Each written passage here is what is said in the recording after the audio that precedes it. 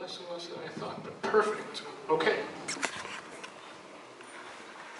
So I just realized at the very onset of the program starting, I was a bad host. My name is Casey Barron. I'm the shorts programmer here for the festival this year.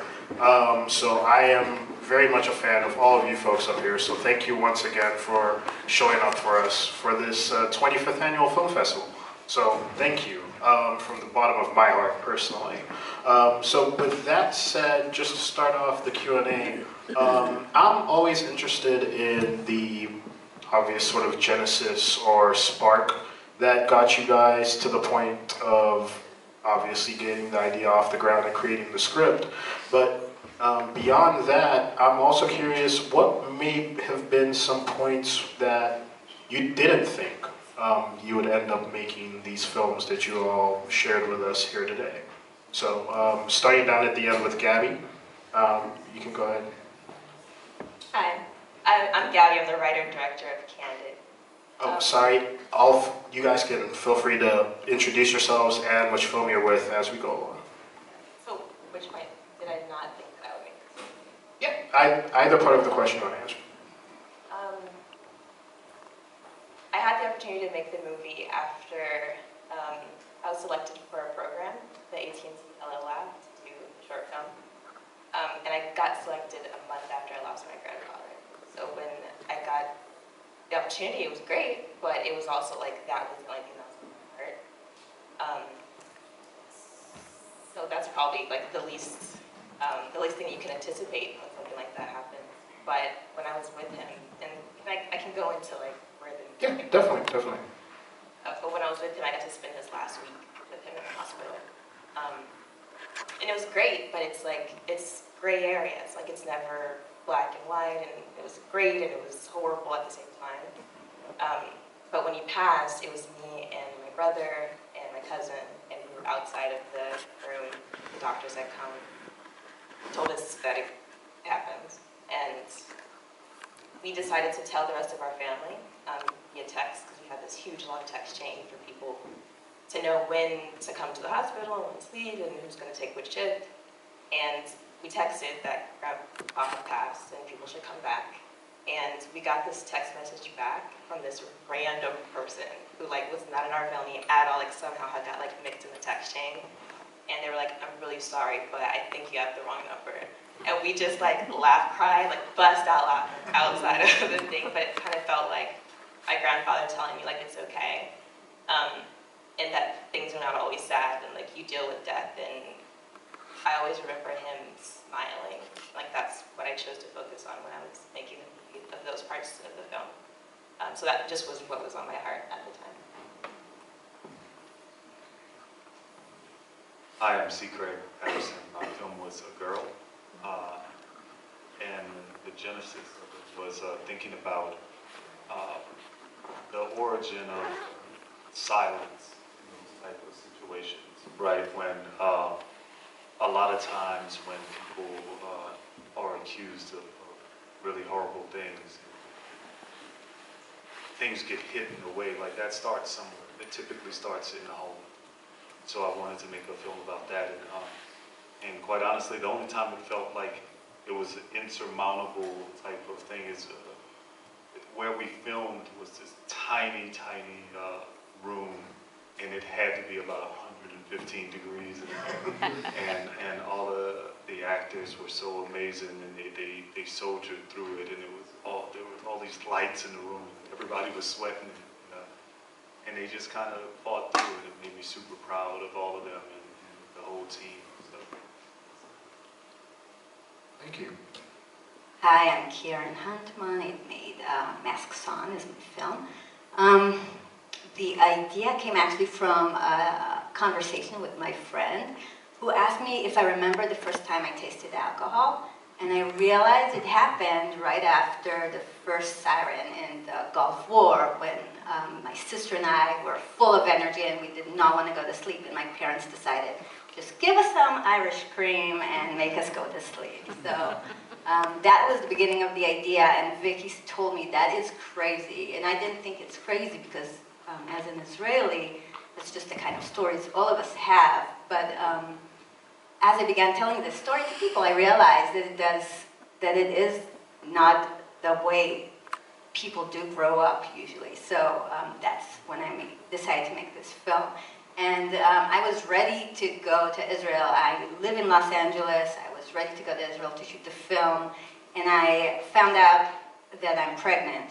And suddenly, like, I put all this money aside for the film, and suddenly this felt really maybe not the right decision to make right now, to make another baby as I'm making a baby. But then I said, what? No, I have to do this. Like, my baby will be part of this film. She's going to make the film with me. So I did go ahead and do it. Congratulations. Hi, I'm Tom Haines. I made The Mission, which is about the homeless family in Los Angeles. And that started from me wanting to make an issue-based film about something that I care about. And really it started from a kind of research process, spending time on the streets in LA and, you know, interviewing people, meeting people, and I came across a family who had a kind of set up a bit like this family in the short, and I just wanted to sort of create a film that sort of explored the jeopardy of their situation in a sort of in an everyday sense, because the homelessness we see a lot of the time is the sort of visible stuff, which is like the kind of more epic, you know, Skid Row type of homelessness.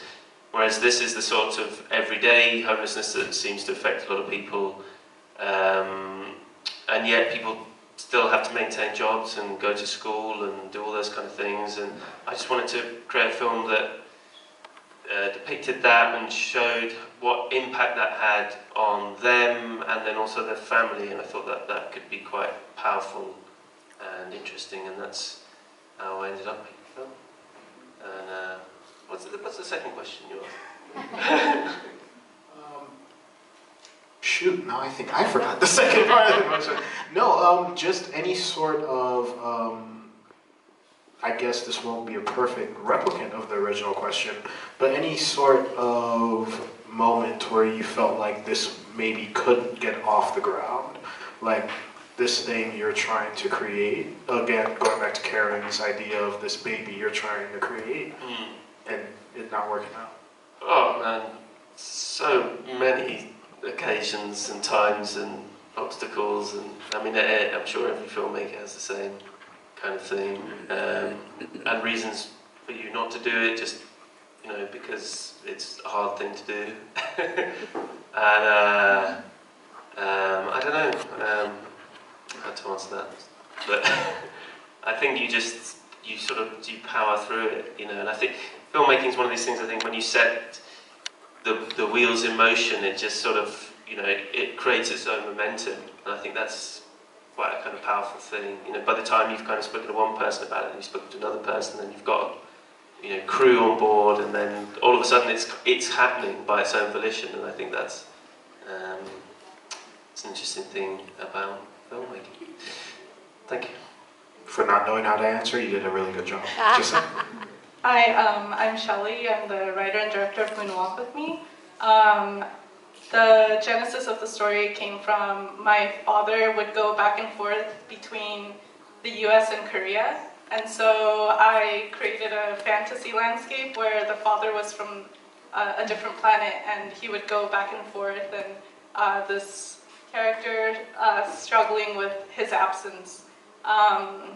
I think the hardest part or the part where I thought I might not make the film is when the government shut down, and we were shooting at the parks, the national parks, and we weren't sure if we're allowed to shoot anymore. And so, but thankfully the park's open and we're able to shoot there. So.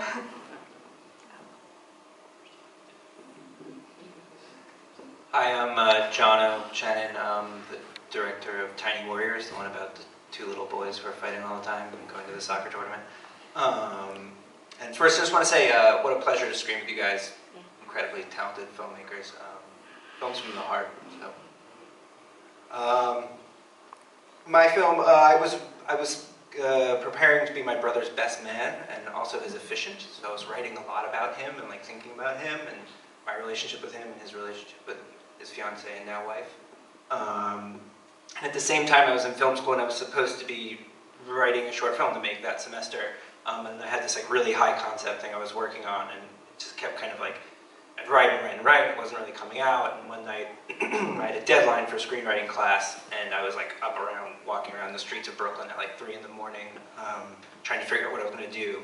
And all the stories that I had for the toast, for the best man toast, were kind of floating around in my head, and they just sort of, I don't know, congealed into the film.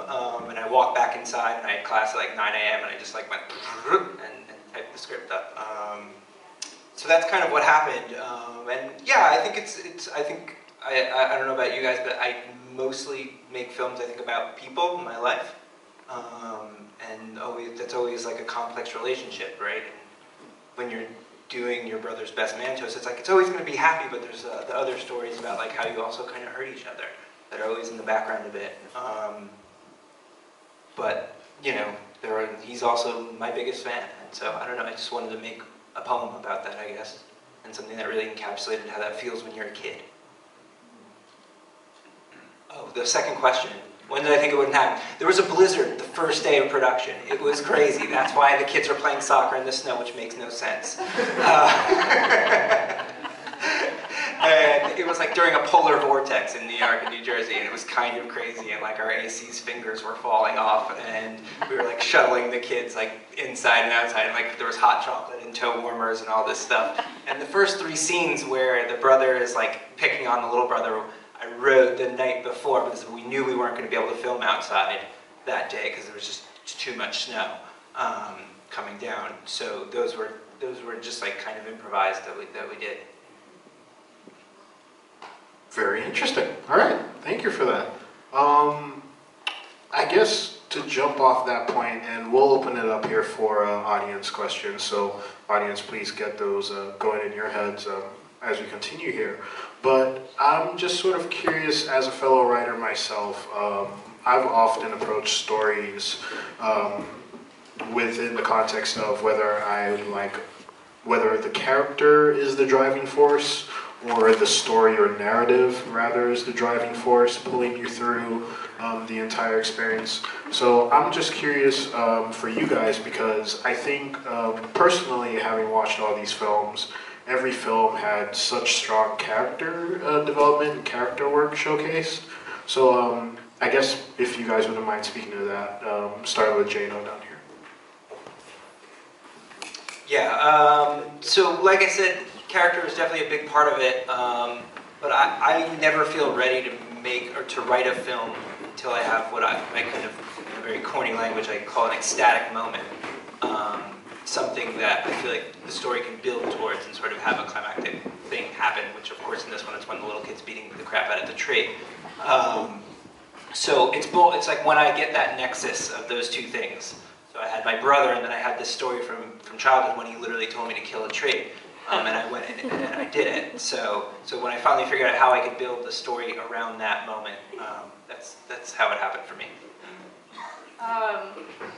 So the story happened for me around Carrie, of course, because I've collaborated with Carrie on several projects, so I knew her as an actor, and I knew a lot of her strengths, and so, but I also built it on the final moment. I knew I wanted someone lifting off into the sky, and I knew I wanted something fantastical. So, yeah, I think for me, I always sort of feel like the character comes first, just because it's easier to envisage them and sort of think about them in a sort of 3-dimensional way, and then framing a story around that, I think that's kind of how I work in my process. But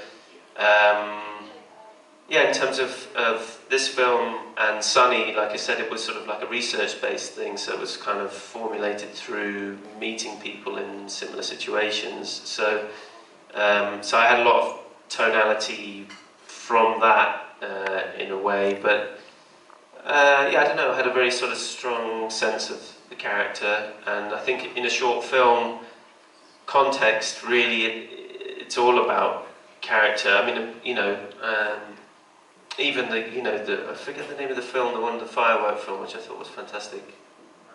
Light My Fire, you know, which is, you know, I suppose looking at that kind of brace of shorts is the most sort of plot-driven film in a way, but it's got a very strong character in it, and I think you sort of remember the character most of all, and I think that's a testament to a really good short film. So well done, that guy or gal. Yeah. Bob, what up, Bob? For me, I think character development starts when I start writing, but it really does end in post. I think at the beginning, this film was about these two sisters and their relationship, and somehow it ended up being about the girl, about the older girl and her mom for me. And that's something that I discovered as I wrote it, I rewrote it a million times, and then I shot it, and and then sitting in post and trying to edit this, then I realized that I maybe need to sharpen the story, and the story is more about that older kid.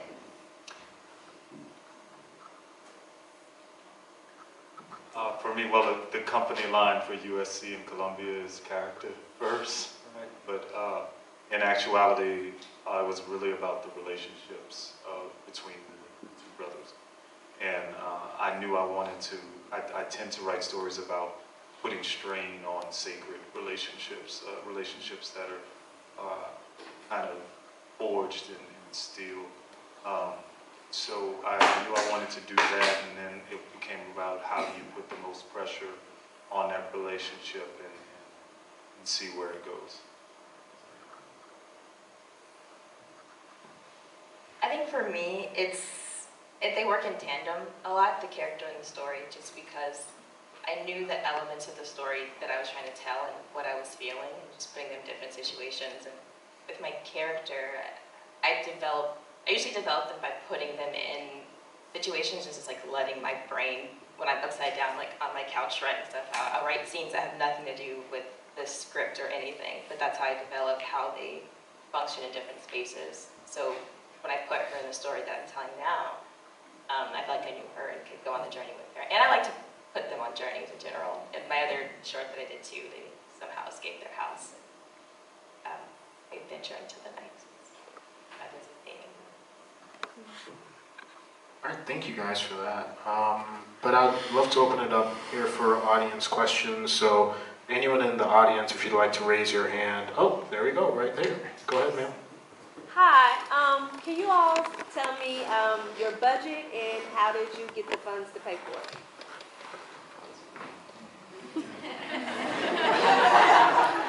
So, about that. Yeah, we usually refrain from the budgetary questions. So, anyone who would like to answer that at your own volition, discretion, go ahead. But I won't say the number because it's actually a little ridiculous, but it was a program, the AT&T Hello Lab program, which I would recommend for filmmakers to all apply to, but they funded the short film completely, which was a blessing. Who did? I'm sorry. AT&T Hello Lab, Veritech, Direct. anyone else want to respond? No number, but I got some help through my friends and family through Seed and Spark, and the rest was out of my own pocket. I'm gonna just give a shout to my production company in Los Angeles, Be Real Films, because they funded it.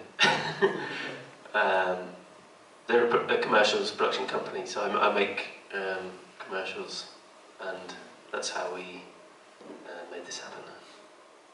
Awesome, thank you guys. Oh, I think we have another question right up here. Yeah, the girl Sunny, is her name Madison Holden? Is that? Yes. Where did you find her, and how was that process? And is she still working? I hope she is. We found her, so I was out in LA last year for a couple of months, and working on a job, and the casting director sent her along, and I just thought she was fantastic. It's very difficult. It was a very difficult kind of criteria of talent that we were looking for. The kind of attitude and the fact that she'd be able to play the trumpet as well. And she came along. She had like an arm cast on that she'd busted up playing football or something. And I just sort of knew from the get-go that she had kind of attitude and that she could kind of give as good as she got. And I thought that's what that character needed. It's sort of she wasn't fazed by anything, and I thought that's quite a hard thing to kind of get across. I think in a short format, that this character who is homeless and that she's kind of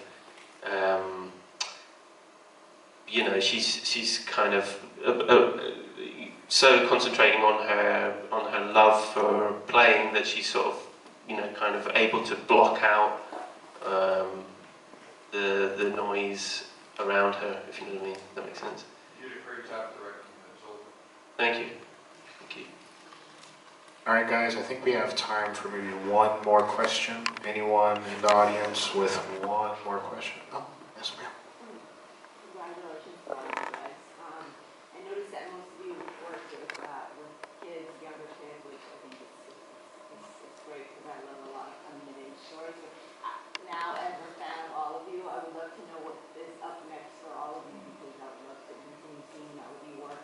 Great question. What's next? What was the question?